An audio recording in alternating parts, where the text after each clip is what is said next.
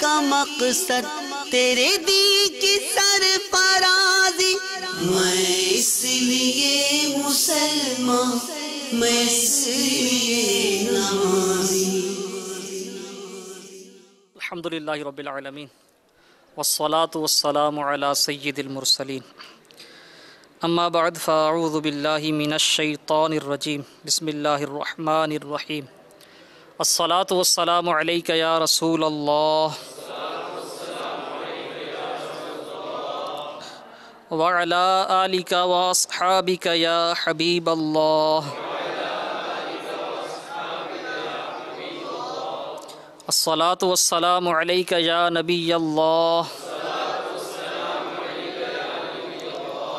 وعلی آلک واصحابک یا نور اللہ۔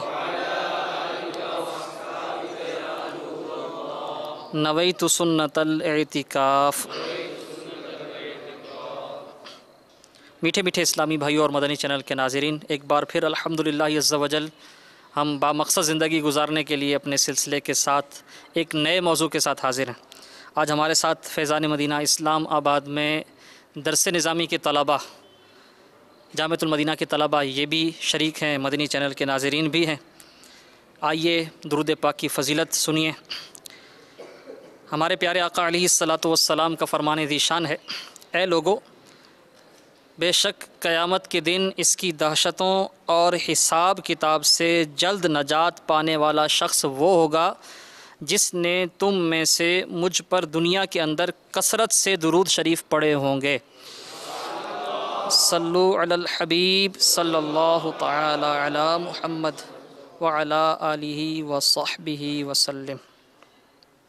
میٹھے میٹھے اسلامی بھائیوں اور مدنی چینل کے ناظرین، امیر اہل سنت بانی دعوت اسلامی حضرت علامہ مولانا ابو بلال محمد الیاس صاحب عطار قادری دامت برکاتہ العالیہ نے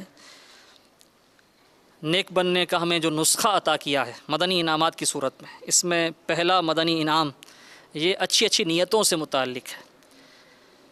ہر جائز کام سے پہلے اچھی اچھی نیتیں کرنے کا ذہن امیر اہل سنت عطا فرماتے ہیں۔ مدنی چینل کے ناظرین بھی مدنی چینل کے سلسلے دیکھتے ہیں تو مدنی چینل پر اچھی اچھی نیتوں سے متعلق ترغیب بھی دی جاتی ہے، نیتیں کروائی بھی جاتی ہیں۔ آئیے آج اس سلسلے سے پہلے ایک بار پھر ہم اپنی نیتوں کا اعادہ کر لیتے ہیں۔ انشاءاللہ عز و جل علم دین حاصل کرنے کے لیے پوری توجہ سے اول تاخر سلسلے میں حاضری دیں گے۔ انشاءاللہ عز و جل اہم مدنی پھولوں کو لکھ بھی لیں گے اور نیکی کی دعوت عام کرنے کی نیت سے انشاءاللہ دوسروں تک بھی پہنچائیں گے۔ صلو علی الحبیب صلی اللہ تعالی علی محمد وعلی آلہ وصحبہ وسلم۔ میٹھے میٹھے اسلامی بھائیوں، انشاءاللہ آج کے سلسلے میں ہم بدگمانی کے بارے میں غور کریں گے کہ یہ بدگمانی کیا ہے اور اس کی آفات کیا ہیں، اس کے دنیاوی نقصانات کیا ہیں، اخروی نقصانات کیا ہیں، اور بدگمانی کا شکار ہونے سے کیسے بچا جائے، بدگمانی ہوتی کیا ہے۔ انشاءاللہ عز و جل یہ اور بہت سے مدنی پھول سیکھنے کو ملیں گے، تو آپ ہمارے ساتھ رہیے پوری توجہ کے ساتھ۔ صلو علی الحبیب صلی اللہ تعالی علی محمد وعلی آلہ وصحبہ وسلم۔ میٹھے میٹھے اسلامی بھائیوں، گمان، یہ آپ نے لفظ تو کئی بار سنا ہوگا۔ گمان یہ دل سے متعلق ہے، دل میں ایک خیال پیدا ہوتا ہے، اسے کیا کہتے ہیں؟ گمان۔ کسی چیز کو دیکھ کر، گمان کی تعریف سمجھ لیجئے، کسی چیز کو دیکھ کر اس سے متعلق دل میں جو خیال پیدا ہو اسے کیا کہا جاتا ہے؟ گمان۔ مثال کے طور پر کہیں، یعنی ایک دنیاوی مثال میں دے رہا ہوں سمجھانے کے لیے، کہیں دور سے آپ کو دھواں اٹھتا دکھائی دے تو بالکل، یعنی کہہ لیجیے اگلے ہی لمحے، بلکہ اسی لمحے ذہن میں یہ خیال آئے گا کہ شاید آگ لگی ہوئی ہے۔ آپ نے آگ کو دیکھا نہیں ہے لیکن آگ لگنے کا گمان پیدا ہوا، خیال پیدا ہوا، یہ خیال گمان ہے۔ تو گمان یہی ہے کہ کسی چیز کی ظاہری صورت کو دیکھ کر، ظاہر کو دیکھ کر اس کی حقیقت سے متعلق دل میں خیال آئے، کسی چیز کو سن کر اس کی حقیقت سے متعلق خیال آئے، کسی کے بارے میں کہا جائے کہ یار فلاں جو ہے نا اس کا یہ کلر ہے، یعنی بڑا فیئر کلر اس کا، سفید رنگت ہے اور بڑا خوبصورت ہے، آپ نے اس کو دیکھا نہیں ہے لیکن آپ کے ذہن میں ایک نقشہ سا بنے گا، کہ اس کی شکل یوں ہو سکتی ہے، اس کا ناک پتلا ہے، کسی نے بتایا کہ پتلے ناک والا یوں اس کی شکل ہے. یہ سمجھانے کے لیے میں مثالیں پیش کر رہا ہوں. تو اب آپ کے اگرچہ آپ نے نہیں دیکھا لیکن ایک گمان، ایک اس کا نقشہ آئے گا. تو گمان اس چیز کا نام ہے کہ کسی کی ظاہری صورت دیکھ کر اس سے متعلق دل میں جو خیال آتا ہے اسے کیا کہا جاتا ہے؟ گمان. اب گمان یہ پازیٹیو بھی ہو سکتا ہے اور نیگیٹیو بھی ہو سکتا ہے. تو گمان کی دو قسمیں ہو گئی. پازیٹیو جو ہوتا ہے اسے کہتے ہیں حسن ظن. کیا کہا جاتا ہے؟ حسن ظن، خوش گمانی. اور جو نیگیٹیو ہوگا وہ ہے بدگمانی، سوء ظن. حسن ظن جو ہے یہ عام الفاظ میں، جنرل الفاظ میں یہ ہے کہ یہ اگر اس کو نیکی کے معاملے میں دیکھا جائے تو یہ بعض اوقات تو واجب ہوتا ہے اور عموماً یہ مستحب ہوتا ہے. یعنی کسی مومن کے ساتھ، کسی مسلمان کے ساتھ اچھا گمان رکھیں گے تو اس پر ثواب ملے گا. اب دوسری طرف جو نیگیٹو پہلو ہے اس کا، بدگمانی، اس میں دو صورتیں ہیں. بعض اوقات تو یہ جائز ہوگا، کسی کے بارے میں گمان برا یہ جائز ہوگا، لیکن بعض اوقات یہ ناجائز بھی ہوتا ہے، ممنوع ہوتا ہے، حرام ہوتا ہے. پہلی صورت یہ بدگمانی کے حوالے سے جائز گمان، یعنی جائز بدگمانی وہ کیا ہے؟ جو اعلانیہ گناہ کا مرتکب ہو، اعلانیہ گناہ کرتا ہے، اب اس کی وہ جو روش ہے، اس کی وہ جو عادت ہے گناہ کی، وہ مشہور ہو چکی ہے. تو ایسے شخص کے بارے میں، اس کے اس فعل کے بارے میں، اس برے یعنی کام کے بارے میں جو مشہور ہے، وہ کرتا ہے، سب کے سامنے کرتا ہے، اعلانیہ کرتا ہے، تو اس کے بارے میں سوچنا، خیال رکھنا یہ بدگمانی نہیں ہے. لیکن کسی کا کوئی گناہ چھپا ہوا ہے تو چھپے ہوئے گناہ سے متعلق اگر کوئی گمان کرے گا، یعنی ظاہری اس کے پاس کوئی وہ صورت نہیں ہے اس کو معلوم ہونے کی، تو ایسا گمان اس کے بارے میں رکھنا یہ بدگمانی ناجائز اور حرام ہے. صدر الشریعہ بدر الطریقہ مفتی امجد علی اعظمی رحمۃ اللہ تعالی علیہ، آپ ارشاد فرماتے ہیں بے شک مسلمان پر بدگمانی حرام ہے مگر جب کسی قرینے سے اس کا ایسا ہونا ثابت ہوتا ہو تو اب حرام نہیں. یعنی کوئی ایسے واضح قرینہ ہو تو پھر حرام نہیں ہے، لیکن ویسے حرام ہے. اب اس کو مزید سمجھیے آسانی کے لیے. مثلاً کوئی ایسی جگہ پہ آتا جاتا ہے جہاں شراب پی جاتی ہے، مثلاً شراب کی بھٹی، شراب خانہ. اب شراب خانے میں کوئی اکثر آتا جاتا ہے تو مفتی صاحب ارشاد فرماتے ہیں اس کو ایسا کرتے دیکھ کر اس کو شراب خور یعنی شراب پینے والا سمجھنا، اس پر جس کے ذہن میں یہ خیال آیا، یہ گمان آیا، تو اب ایسا کرنا، اس کا ایسا گمان رکھنا یہ گناہ نہیں ہے، کیونکہ ایک قرینہ مل گیا. اس میں قصور اس کا ہے جو وہاں آتا جاتا ہے. اگر بالفرض وہ نہیں پیتا لیکن آتا جاتا ہے تو اس نے خود اپنے آپ کو تہمت لگنے کے لیے پیش کیا. اسے کیا کہتے ہیں؟ یعنی موضع تہمت. شراب خانہ موضع تہمت ہے، وہاں جانے والے پر تہمت لگے گی، تو اس نے اپنے آپ کو خود بدگمانی کے لیے پیش کیا. ایسی صورت میں جو بدگمانی کا شکار ہوگا اس کا ایسا گمان رکھنا گناہ نہیں ہے. امیر المومنین سیدنا فاروق اعظم رضی اللہ تعالیٰ عنہ ارشاد فرماتے ہیں جو اپنے آپ کو تہمت کے لیے پیش کر دے تو وہ اپنے بارے میں بدگمانی کرنے والے کو ملامت نہ کرے. اب جو بدگمانی ممنوع ہے اس سے متعلق جو بدگمانی گناہ ہے اس کے متعلق مزید یہ سماعت فرمائیے. پیارے آقا علیہ الصلوۃ والسلام کے فرامین میں پیش کرنے کی سعادت حاصل کر رہا ہوں، احادیث مبارکہ بدگمانی سے متعلق جو حرام اور ناجائز ہے کہ یہ کتنا برا کام ہے. نبی مکرم نور مجسم صلی اللہ تعالیٰ علیہ وسلم کا فرمان عبرت نشان ہے بدگمانی سے بچو، بے شک بدگمانی بدترین جھوٹ ہے. ایک اور موقع پہ ارشاد فرمایا جس نے اپنے مسلمان بھائی سے برا گمان رکھا بے شک اس نے اپنے رب عز و جل سے برا گمان رکھا.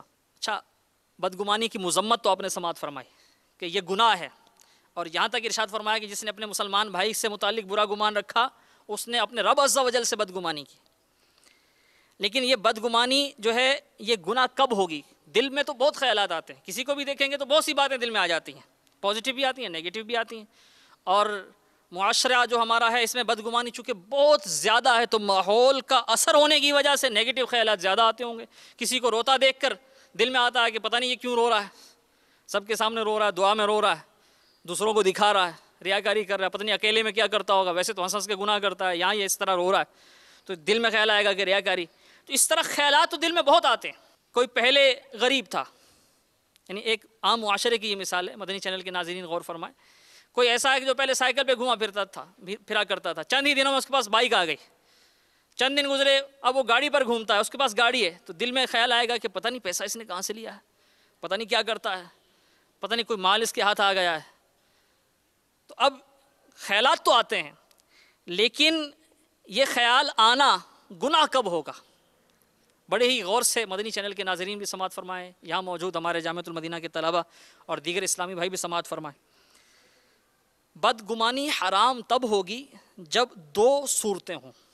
پہلی صورت کیا کہ خیال تو آتے ہیں, لیکن اگر وہ خیال دل میں جم گیا, اس خیال کو دل میں جما لیا, یعنی اس خیال پر یقین کر لیا, تو ایسی صورت میں اب یہ بدگمانی ہوگی, یہ کہلائے گی بدگمانی. پہلی صورت یہ ہے. مثال کے طور پر کسی کے بارے میں جیسے مثالیں میں نے پیش کی ہیں کہ کسی کو روتا دیکھا تو دل میں خیال آیا پتہ نہیں کیوں روتا ہے, لوگوں کو دکھا رہا ہے. تو اگر اس کو جھٹک دیا کہ یار یہ بدگمانی ہے, ایسا نہیں سوچنا چاہیے, تو ٹھیک ہے. لیکن اگر اس کو جما لیا کہ واقعی یہ ایسا ہے, یہ واقعی ریاکار ہے, تو اب ایسا سوچنا, ایسا گمان کرنا, دل میں اس کا یقین کر لینا, یہ کیا ہوا؟ حرام, یہ ہوا ناجائز. دوسری صورت یہ ہے کہ اس کا اظہار کر دیا, جو بات دل میں آئی اس کو لوگوں کے سامنے بول دیا کہ یہ ایسا ہے, تو یہ بھی بدگمانی ہے, ناجائز اور حرام ہے. جیسے دوسری مثال میں نے پیش کی تھی کہ پہلے وہ سائیکل پہ تھا, پھر بائک پہ آیا, اب وہ گاڑی میں ہے. پہلے چھوٹے مکان میں رہتا تھا, بڑا مکان بنا لیا ہے. اگر وہ کسی جاب پر ہے, سرکاری جاب ہے اس کی, تو اب دل میں خیال آیا کہ یار لگتا ہے یہ رشوت لیتا ہے, اس کی جاب ایسی ہے کہ جس میں تنخواہ تو اس کی اتنی نہیں ہوگی, تو یہ کیسے اس کے انداز بدل گئے. دل میں خیال آیا, ہم نے کسی کے سامنے اس کا اظہار کر دیا, تو اب یہ بدگمانی حرام اور ناجائز, اور یہ دوسری صورت ہے ناجائز ہونے کی. یعنی پہلی صورت تو یہ ہوئی کہ دل میں پکا یقین ہو گیا, اس گمان کو ہم نے جگہ دی, دل میں جما لیا, اور دوسرا یہ ہے کہ کسی کے سامنے اظہار کر دیا. تو یہ دو صورتیں اس کے حرام ہونے کی. اس کی تباہ کاریاں بہت ہیں. مزید سماعت فرمائیے کہ بدگمانی کے نقصانات کیا ہیں. اللہ تعالیٰ کے محبوب صلی اللہ علیہ وسلم ارشاد فرماتے ہیں, جس نے کسی مسلمان کو اذیت دی اس نے مجھے اذیت دی, اور جس نے مجھے اذیت یعنی تکلیف, جس نے مجھے اذیت دی پس اس نے اللہ تعالیٰ کو اذیت دی. اللہ تبارک و تعالیٰ قرآن پاک میں ارشاد فرماتا ہے, یہ سورہ حجرات کی آیت نمبر ہے 12, پارہ نمبر 26. کنز الایمان شریف میں سیدی اعلیٰ حضرت نے اس آیت کریمہ کا ترجمہ یوں کیا ہے, ایک دوسرے کی غیبت نہ کرو, کیا تم میں کوئی پسند رکھے گا کہ اپنے مرے ہوئے بھائی کا گوشت کھائے, تو یہ تمہیں گوارا نہ ہوگا, یعنی تم اس کو پسند نہیں کرو گے. امام محمد غزالی رحمۃ اللہ تعالی علیہ ارشاد فرماتے ہیں کہ مسلمانوں سے بدگمانی رکھنا شیطان کے مکر و فریب کی وجہ سے ہوتا ہے. بے شک بعض گمان گناہ ہوتے ہیں, اور جب کوئی کسی شخص کے بارے میں بدگمانی کو دل پر جما لیتا ہے تو اب شیطان اسے ابھارتا ہے کہ وہ زبان سے اس کا اظہار کرے. یعنی جو غیبت ہے, غیبت کا ایک سبب یہ ہے کہ بندہ اس شخص سے بدگمان ہوتا ہے. اب یہ بدگمانی اس کو ابھارتی ہے کہ اس کو زبان پر لائے, اور جب یہ زبان پر لائے گا تو یہ کیا ہوگا؟ غیبت. تو غیبت کا ایک سبب بدگمانی بھی ہے. اچھا مزید آگے بڑھیے, اس کی ہلاکت خیزیاں, اس کے نقصانات بدگمانی کے. جس سے بندہ بدگمان ہوتا ہے, اب اس کے بارے میں اس کے دل میں تجسس بھی پیدا ہوتا ہے. یعنی ہم نے کسی کو دیکھا, جس کی مثال میں نے پیش کی, سائیکل سے بائک اور بائک سے گاڑی پر, تو اب دل میں گمان پیدا ہو گیا پتہ نہیں کہاں سے آتا ہے, تو اب تجسس پیدا ہوگا نا, کہاں سے آتا ہے, اس کی ٹو میں بڑھے گا. تو اب یہ جو تجسس ہے یہ بھی ناجائز اور حرام, جس کی مثال پیش کی گئی. اللہ تبارک و تعالیٰ نے سورہ حجرات ہی میں ارشاد فرمایا ولا تجسسوا، اور عیب نہ ڈھونڈو۔ خزائن العرفان میں سید محمد نعیم الدین مراد آبادی رحمۃ اللہ تعالیٰ علیہ اس آیت کے تحت ارشاد فرماتے ہیں مسلمانوں کی عیب جوئی نہ کرو اور ان کے چھپے حال کی جستجو میں نہ رہو، تو جس سے بدگمان ہوں گے اب دل میں تجسس پیدا ہوگا کہ ایسا ہے یا نہیں، تو یہ ٹو جو ہے تجسس یہ بھی حرام۔ اب مزید ہلاکت خیزی، جس سے بدگمان ہوں گے اس کا حسد بھی دل میں پیدا ہوگا، جس سے بدگمان ہوں گے اس کی دشمنی بھی دل میں پیدا ہوگی، اور مسلمان کی دل میں چھپی دشمنی کو کیا کہا جاتا ہے؟ کینہ۔ کینہ بھی حرام ہے، جہنم میں لے جانے والا کام ہے۔ اللہ تبارک و تعالی ہمیں محفوظ رکھے۔ میٹھے میٹھے اسلامی بھائیو، جب یہ بدگمانی اتنی یعنی نقصان دہ ہے تو کیوں نہ ہم اس بدگمانی سے توبہ کر لیں۔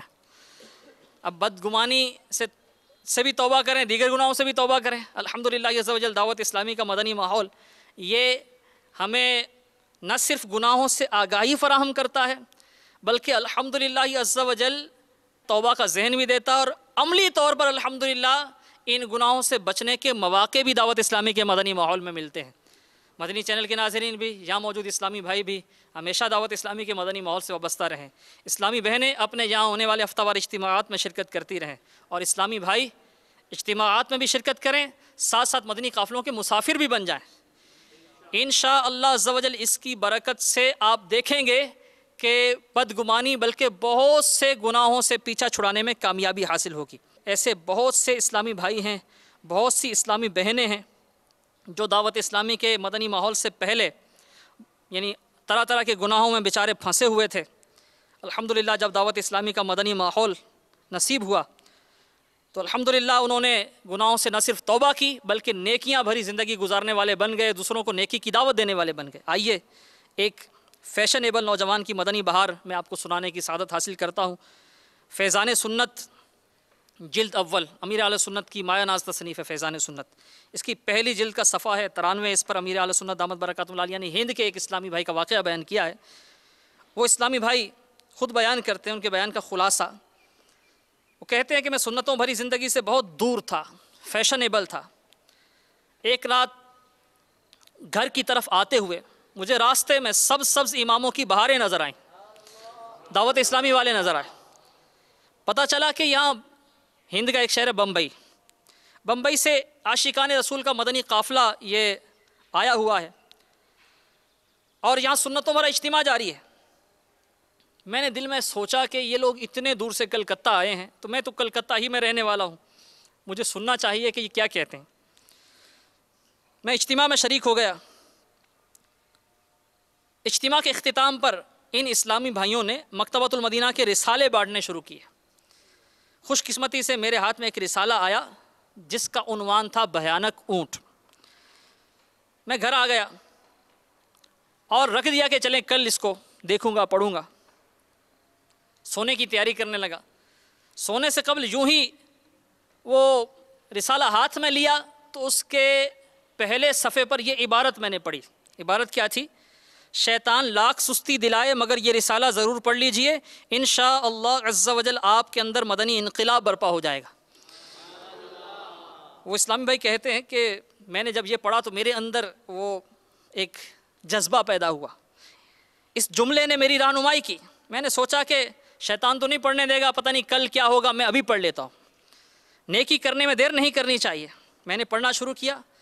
اس پروردگار عز و جل کی قسم جس کے دربار عالی میں حاضر ہو کر بروز قیامت حساب دینا پڑے گا، جب میں نے یہ رسالہ پڑھا بھیانک اونٹ، تو اس میں کفار ناہنجار ان کی حضور پاک صلی اللہ علیہ وسلم پر توڑے جانے والے مظالم کا بیان ہے۔ اس میں جب پیارے آقا علیہ الصلوۃ والسلام نے نیکی کی دعوت پیش فرمائی، دعوت اسلام پیش کی، تو اس وقت کس طرح کفار نے آپ صلی اللہ علیہ وسلم پر وہ ظلم و ستم کیے، تو راہ خدا عز و جل میں جو تکلیفیں تھیں اس کا بیان ہے۔ یہ اسلامی بھائی کہتے ہیں جب میں نے اس میں حضور پاک صاحب الاولاق سیاح افلاق صلی اللہ علیہ وسلم پر توڑے جانے والے مظالم کا پرسوز بیان پڑھا، میں اشکبار ہو گیا، یعنی میرے آنسو نکل آئے، میری نیند ختم ہو گئی، کافی دیر تک میں روتا رہا۔ راتوں رات میں نے عزم کیا کہ صبح ہاتھوں ہاتھ مدنی قافلے میں سفر کروں گا۔ والدین کی خدمت میں جب صبح عرض کی، انہوں نے بخوشی مجھے اجازت دے دی۔ میں 3 دن کے لیے عاشقان رسول کے ساتھ مدنی قافلے کا مسافر بن گیا۔ الحمدللہ قافلے والوں نے مجھے بدل کر کیا سے کیا بنا دیا۔ میں وہ جو شاید کوئی بھی نماز نہیں پڑھتا تھا، الحمدللہ نمازی بن کر لوٹا۔ سبز امامے کے تاج سے سر سبز ہو گیا، تن یعنی جسم مدنی لباس سے آراستہ ہو گیا۔ میری ماں نے جب مجھے اس قدر تبدیل ہوتا دیکھا تو بہت خوش ہوئیں، مجھے اپنی دعاؤں سے نوازا۔ عزیز رشتہ دار سب بہت خوش ہوئے الحمدللہ عز و جل۔ میں آج جب انہوں نے یہ بیان دیا، دعوت اسلامی کی ایک تحصیل مشاورت کے خادم کی حیثیت سے یعنی نگران کی حیثیت سے حسب توفیق سنتوں کی دھومیں مچانے کی سعادت پا رہا ہوں۔ صلو علی الحبیب صلی اللہ تعالی علی محمد وعلی آلہ وصحبہ وسلم۔ آپ اسلامی بھائی بھی، مدنی چینل کے ناظرین بھی، یا موجود اسلامی بھائی بھی دعوت اسلامی کے مدنی ماحول سے وابستہ رہیں، دعوت اسلامی کے مدنی قافلوں میں سفر کرتے رہیں، اپنے یہاں ہونے والے سنتوں بھرے اجتماعات میں شرکت کریں۔ اسلامی بہنیں بھی اپنے یہاں جو ہفتہ وار اجتماعات ہوتے ہیں، اسلامی بہنوں کے باپردہ اجتماعات ہوتے ہیں، پاکستان میں بھی، پاکستان سے باہر بیرونی ملک بھی، مختلف شہروں میں اسلامی بہنیں ہفتہ وار اجتماعات میں شرکت کریں، دعوت اسلامی کے مدنی ماحول سے وابستہ رہیں۔ انشاءاللہ دعوت اسلامی کے مدنی ماحول کی برکت سے، مدنی چینل دیکھتے رہنے کی برکت سے نہ صرف گناہوں کی آگاہی حاصل ہوگی بلکہ انشاءاللہ گناہوں سے چھٹکارا بھی ملے گا۔ اللہ تبارک و تعالی ہمیں بدگمانی سے، حسد سے، تکبر سے، باطنی گناہوں سے بھی اور ظاہری گناہوں سے بھی محفوظ فرمائے،